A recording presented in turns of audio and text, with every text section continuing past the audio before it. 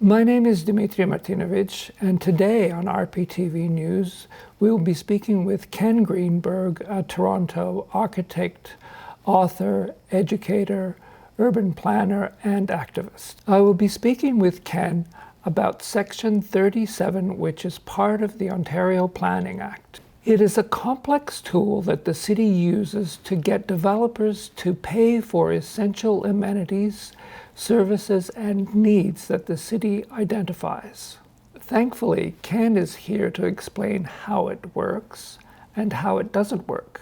Who does it serve and how, and who it doesn't serve. So, Ken, I wonder if you could tell me a little bit about yourself. I'm an urban designer. I'm based here in Toronto. I worked for 10 years founding and running a division of urban design and architecture for the city of Toronto many years ago, and have since worked around the world. I'm the author of 2 books, Walking Home and more recently Toronto Reborn. And I'm a very committed Torontonian.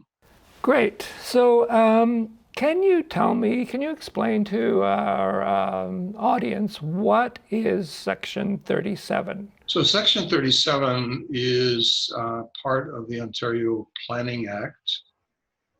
I would describe it as a complex and somewhat unusual workaround to overcome a problem and find a way to get development activity to actually pay for the essential services and needs that are created by the development itself. Some community benefits that might be included through Section 37. Preserve heritage resources. Provide public access to ravines and valleys. Contribute to urban forest on public lands. Convey lands to the city at a nominal fee. Provide space within a private building for community services or facilities. Construct units within a building of a certain size, 3 or more bedrooms, and make available sustainable energy strategies. Additionally, builders can negotiate community benefits in monetary form or cash in lieu.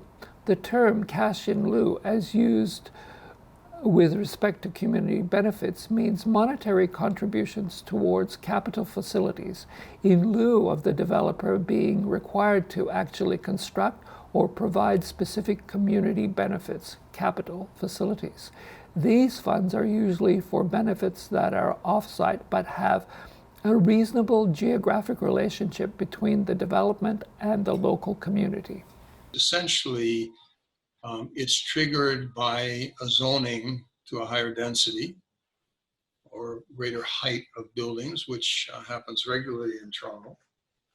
And when that happens, as part of the approval process, somewhere along the line, there's a negotiation with the developer for additional funds to come as an extraction for the increase in density.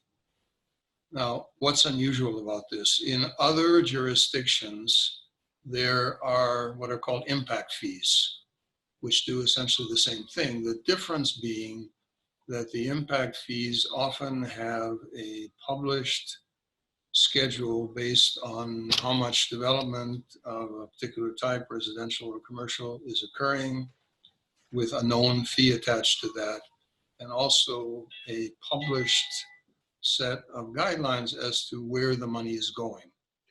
So you know how much it will be and where it goes. In the case of Section 37, the solicitors of the various municipalities have advised Ontario municipalities to never acknowledge what it really is, which is a tax, fearing that it would be challenged in court. And so there is no clarity about what the amount is or what the purposes are. It's discretionary. And in many cases, it's ended up in the city of Toronto where each councillor and the city planners secretly actually negotiate what that Section 37 contribution will be. And it's very uneven. It literally is, I would say, almost arbitrary. It's left up to the particular circumstances of the developer, how forceful the councillor is, how aggressive the city planners are. So can I just jump in there? So how does something like that I'll come to that, but let me say there's one more problem with it.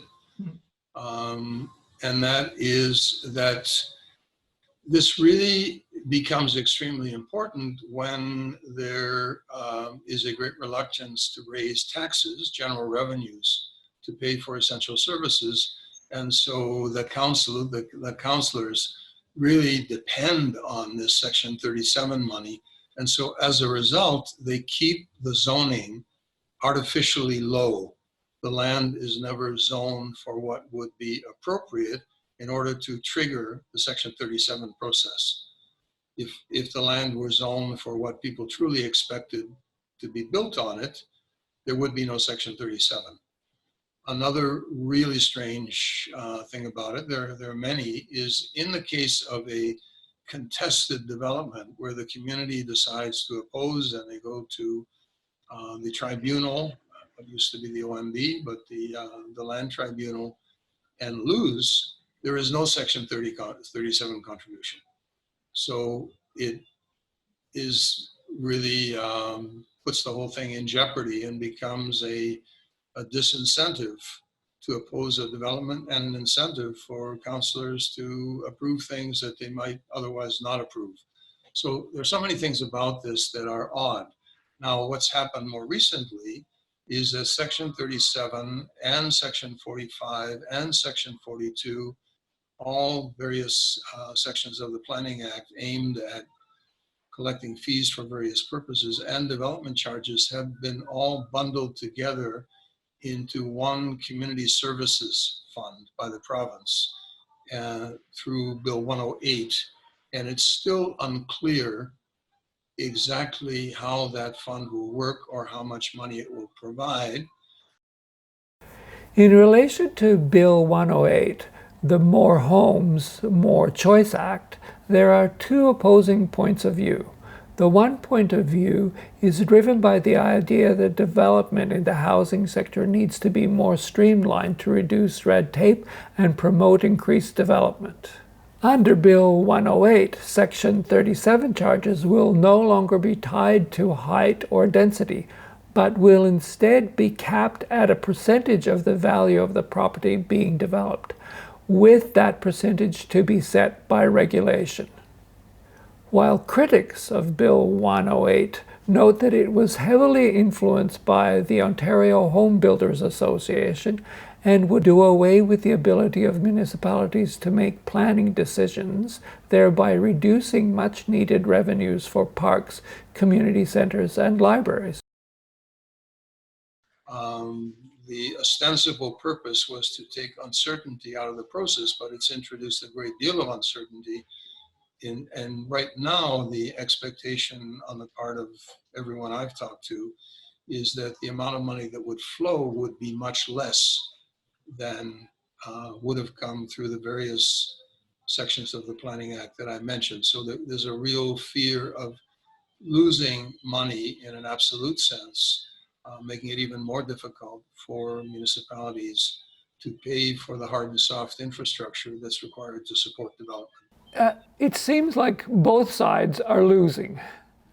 The developers are upset that they're over the kind of over the barrel on these things, having to provide these community benefits, and the people living in the neighborhoods where new development is happening feel as though not enough community benefits are being provided. You know, the answer to me, practically speaking, is there should be a transparent form of impact fees, which I guess is what the province says it's trying to establish with Bill 108. But then the question is how much will these impact fees produce, and to what extent will municipalities have the right and the ability to decide how the funds are to be expended to meet the actual needs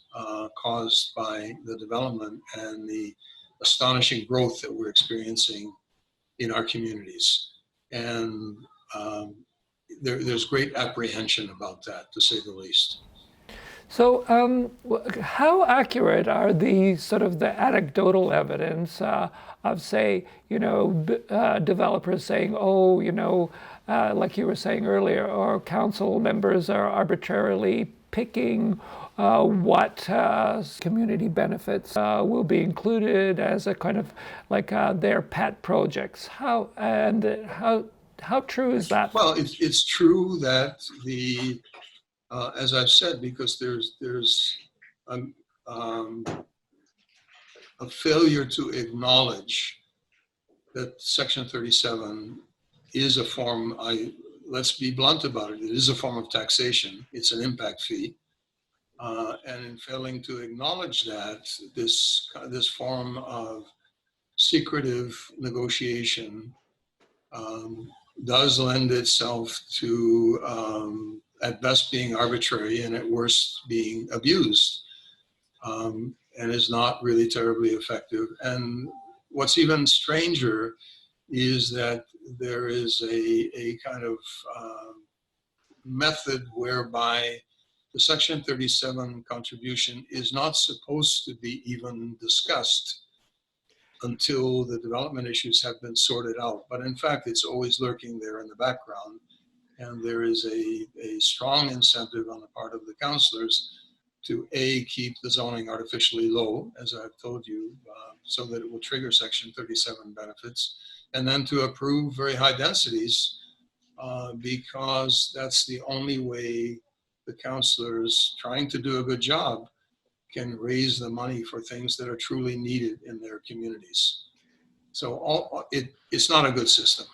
So there are some criticisms of the whole process, saying that the amount of money that is going to the city then kind of amasses in some place. Funds collected by the City of Toronto are received and deposited in the appropriate parks and recreation facilities accounts for future use.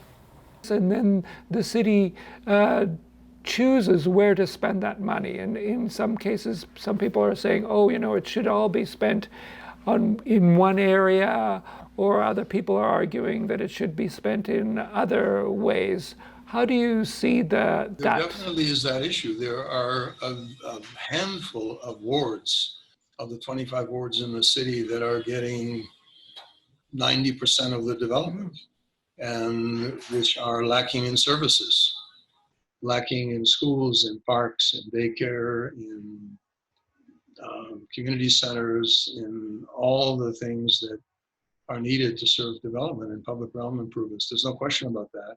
And so the councillors in those areas, I think, justifiably feel that where the development is occurring and it's affecting their immediate constituents and the needs of those both existing and new constituents, that's where the money should go. On the other hand, there are inner suburbs of Toronto that are not getting, or getting hardly any development at all, and therefore not benefiting from Section 37 or other similar funding, and feel that they should get some.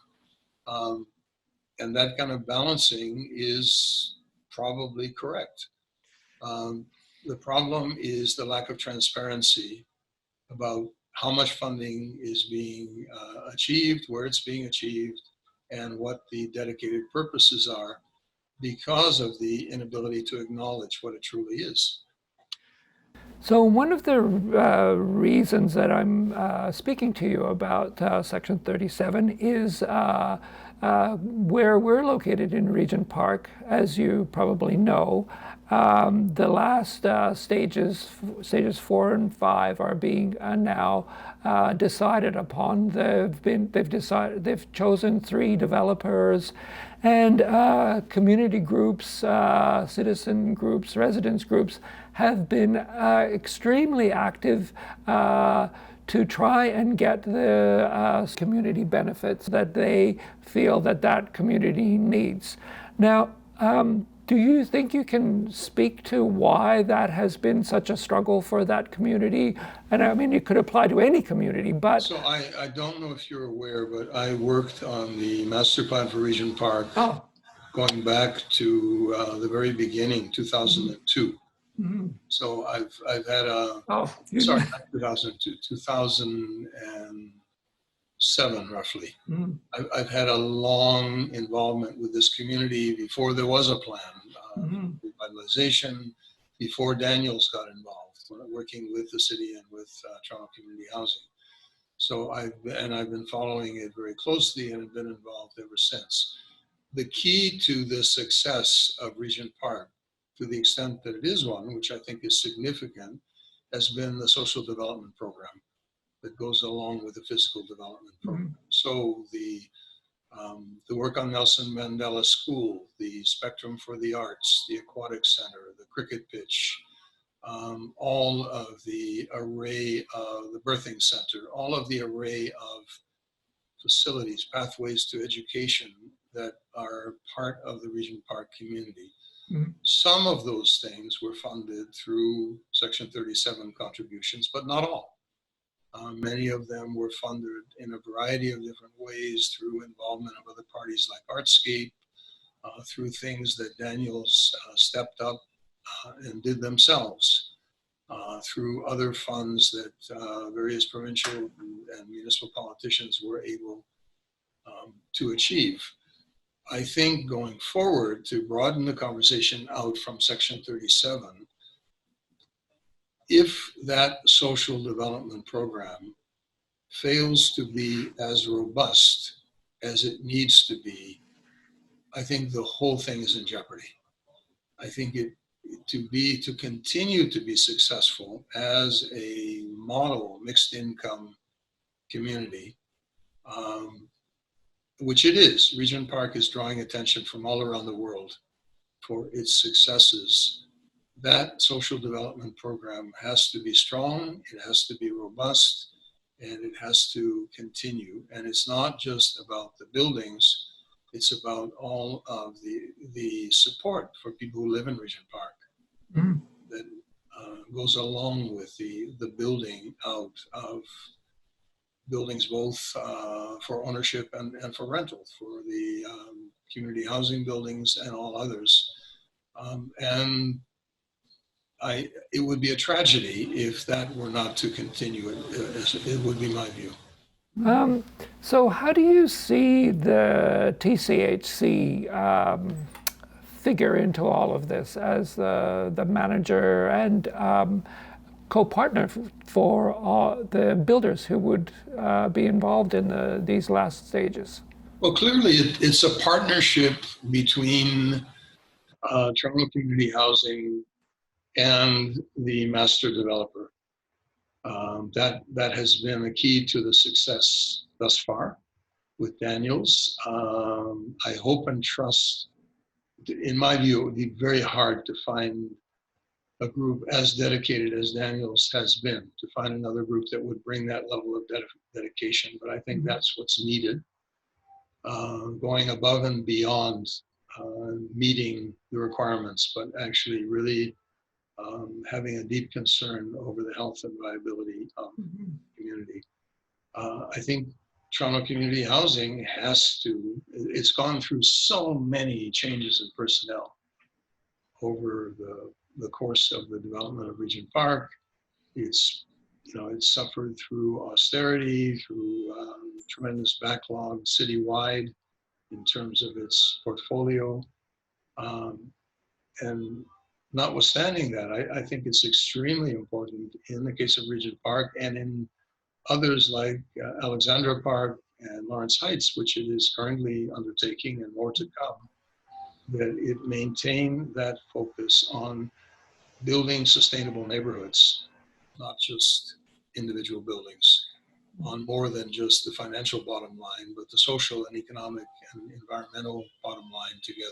Is there anything else that you think you want to say about the Section 37 and the other sections that are part of that package of community benefits? Well, look, I mean, from the city standpoint and the residents' standpoint, I think it's really important to articulate what the needs are going forward and to quantify those needs. And I would say both for capital and for operating, because the various funds that we're talking about largely are directed to capital funding. They're not directed to operating facilities once they're in place. And in many cases, that is a more significant problem. Finding the necessary funds to program, operate, and maintain public facilities. And I just think there has to be really, really strong advocacy on the part of everyone involved to ensure that that remains viable and strong enough to carry through these next phases of development. Thank you, Ken Greenberg, for this enlightening snapshot of the inner workings of Section 37. Section 37, it seems, is both a positive and negative force. It aids development, but perhaps unevenly. And for the moment, this strangely awkward workaround remains intractably wedged within the Ontario Planning Act. My name is Dimitri Martinovich. This is RPTV News, and thank you for watching as we continue to bring you stories of critical importance to our communities. Like, share, and subscribe to our channel. For more information, follow us on all our social media platforms, and don't forget to visit our website as well as comment down below what you thought about this video.